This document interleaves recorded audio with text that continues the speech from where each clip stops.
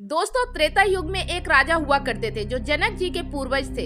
राजा होते हुए भी वो खेती किसानी करके ही अपने परिवार का ध्यान रखते थे, क्योंकि राज्य के लोगों से जो भी कर यानी कि टैक्स उन्हें मिलता था वो उसे राज्य के लोगों की सेवा में ही लगा देते थे। साधारण कपड़े पहनना और सादा भोजन करना ये उनकी पहचान थी और ये कोई और नहीं बल्कि राजा चक्रवेण थे। एक बार राजा चक्रवेण के नगर में बहुत बड़ा उत्सव हो रहा था। तभी नगर की सारी स्त्रियां सुंदर वस्त्र और गहने पहनकर महारानी से मिलने गईं। अपनी महारानी को ऐसे देखकर वो चौंक गई और बोली, आप तो पूरे नगर की महारानी हो, आपके पास भला किसी चीज की क्या कमी? फिर आप उत्सव के लिए तैयार क्यों नहीं हुई?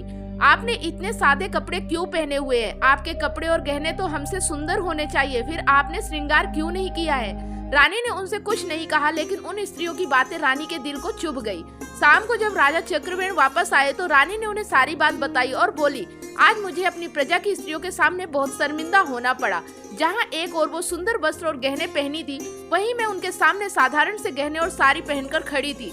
राजा ने कहा, हम लोग अपना खर्च किसानी से चलाते हैं, उससे जो भी कमाई होती है उसमें मैं तुम्हारी जरूरतों को पूरा करता हूँ। ऐसे में तुम्हारे गहने कैसे बनवाएं? पर तुम्हारी खुशी का ध्यान रखना भी मेरा फर्ज है। इतना कहकर राजा ने अपने सैनिक को बुलाया और उससे कहा, तुम लंकापति रावण के पास जाओ और उससे बोलो, राजा चक्रवेण ने आपसे कर के रूप में सोना मांगा है।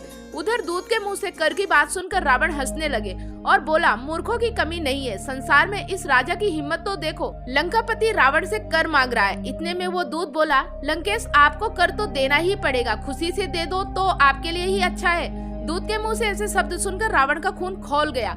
उसने कहा, जो करते बने कर लो, मैं तुम्हारे राजा को कर नहीं दूंगा। रात को जब रावण अपने कक्ष में गया तो उसने अपनी पत्नी मंदोदरी को सारी बात बताई और बोला, जिस रावण के यहाँ इंद्र पानी भरता है, वायुदेव झाड़ू लगाते हैं, भाग्य की देवी सिलवट्टे पर मसाला पीसती है और शनिदेव उल्टे लटके हैं, उस लंकेश से वो चक्रवेण कर के रूप में सोना मांग रहा है। मंदोदरी ने कहा, आप अभी राजा चक्रवेण के बारे में नहीं जानते, आपको उन्हें कर दे देना चाहिए। सुबह हुई तो रानी मंदोदरी रावण को अपने साथ छत पर ले गई। वहाँ बहुत सारे कबूतर दाना चुग रहे थे। मंदोदरी ने उन कबूतरों से कहा, तुम लोगों को लंकापति रावण की कसम है, अब तुम लोग दाना नहीं चुगोगे। उनके इतने कहने के बाद भी कबूतर ने खाना खाना नहीं बंद किया। तब मंदोदरी ने कबूतर को फिर कहा, तुम्हें राजा चक्रवेण की सौगंध है, अब तुम में से कोई भी इन दानों को नहीं चुगेगा। मंदोदरी के इतना कहते ही सारे कबूतरों ने दाना चुगना बंद कर दिया, लेकिन उनमें से एक कबूतरी ने रानी की बात नहीं मानी और दाना चुगती रही, जिसकी वजह से उसका सिर फट गया और वो मर गई। दरअसल वो कबूतरी बहरी थी, इसलिए वो मंदोदरी की बात सुन ही नहीं पाई थी। इसके बाद मंदोदरी ने कहा, स्वामी आपने देखा राजा चक्रवेण के नाम का कितना प्रभाव है। रावण ने कहा, ये जरूर तुम्हारी किसी माया का असर है, मैं नहीं मानता तुम्हारी कोई बात। फिर रावण वापस अपने दरबार चला गया। वहाँ राजा चक्रवेण का दूत पहले से ही मौजूद था। उसने कहा, लंकेश आपने कुछ सोचा, आप कर कब दोगे?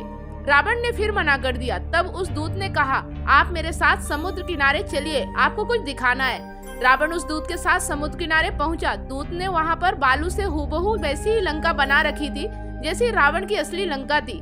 रावण बोला, तुम तो बहुत बढ़िया कारीगर हो, तुमने बालू की बिल्कुल वैसी ही लंका बनाई है जैसे मेरी है। दूत ने कहा, अब आप बस देखते जाइए। उस दूत ने राजा चक्रवेण का नाम लेकर बालू की बनी लंका का एक द्वार तोड़ दिया। इधर उसने ऐसा किया, उधर असली लंका का भी वही द्वार टूट गया। ये देखकर रावण चौंक गया। वो दूत बोला, तो बताइए लंकेश, आप कर दे रहे हैं या मैं आपकी सारी लंका ऐसे ही तोड़ दूं? रावण ने कहा, तुम जितना चाहो उतना कर ले लो, लेकिन इस घटना के बारे में किसी को मत बताना। उसके बाद वो दूत रावण से कर लेकर राजा चक्रवेण के पास गया और महारानी को सारा सोना दे दिया। ये देखकर महारानी को बहुत हैरानी हुई। वो पूछने लगी, आखिर रावण ने तुम्हें ये कर कैसे दे दिया? तब उस दूत ने उन्हें सारी बात बता दी। सारी बात जानकर रानी को समझ आ गया, उनका असली शोभा उनके पति है, कुछ और नहीं। दोस्तों, इस कथा से साफ हो गया, सत्य और धर्म जिसके साथ होता है उसके सामने अधर्म को झुकना ही पड़ता है। आज की ये स्टोरी आपको कैसी लगी कमेंट करके हमें जरूर बताएं। वीडियो अच्छा लगा तो लाइक करें और रोजाना हमारे चैनल पे ऐसे ही पौराणिक कथाएं सुनते रहने के लिए चैनल को सब्सक्राइब जरूर कर ले। साथ में बेल आइकन प्रेस करें ताकि जब भी कोई नई वीडियो मैं अपलोड करूं उसका नोटिफिकेशन आपको सबसे पहले मिले। वीडियो अगर आप फेसबुक पेज पे देख रहे हैं तो पेज को फॉलो करें, स्टार देके हमें सपोर्ट जरूर करें। फिर मिलते हैं एक नई वीडियो के साथ, तब तक आप सभी लोगों को वीडियो अंत तक देखने के लिए बहुत बहुत धन्यवाद।